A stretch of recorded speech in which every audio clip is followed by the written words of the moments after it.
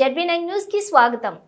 గోదావరి ఖానీలోని రాజేష్ టాకీస్ పక్కన Zaika food court రెస్టారెంట్ను రామగుండం ఎమ్మెల్యే మక్కన్ సింగ్ రాజ్ ఠాకూర్ ప్రారంభించారు.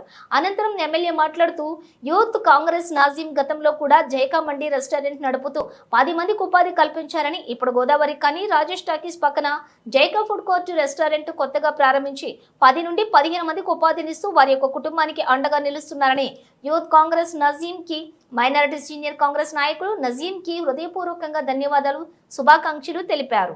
అదేవిధంగా అనేక చోట్ల యువకులకు బిజినెస్ లోని ప్రోత్సహిస్తూ ముందుకు నడిపే ప్రయత్నంలో భాగంగా వెళుతూ అండగా నిలబడుతున్న నజీం కి ప్రత్యేక హృదయపూర్వక ధన్యవాదాలు తెలిపారు. ఈ కార్యక్రమంలోని కాంగ్రెస్ పార్టీ నాయకులు తదితరులు పాల్గొన్నారు.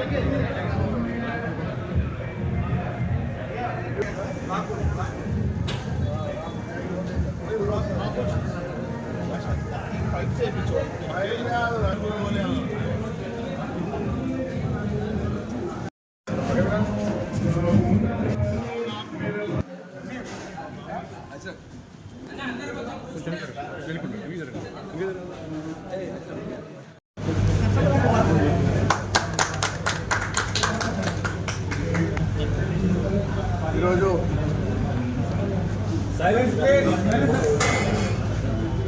గోదావరి నగరంలో జైకా కొత్త తరాల ఫుడ్ కోర్ట్ని ఏర్పాటు చేస్తున్నారు. గతంలో కూడా మా యువజన కాంగ్రెస్ నాయకుడు నజీం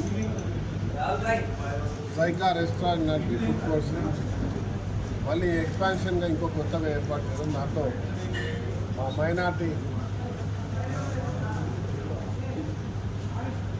అధ్యక్షులు జాగీర్దార్ నజీముద్దీన్ గారు వారంతా టీమ్గా ఒక స్వయం ఉపాధితో 10 మందికి ఉపాధి కల్పిస్తూ ఒక మంచి రెస్టారెంట్ని ఒక మోడ్రాన్గా చేసినటువంటి అద్భుతంగా నిర్మించడం జరిగింది.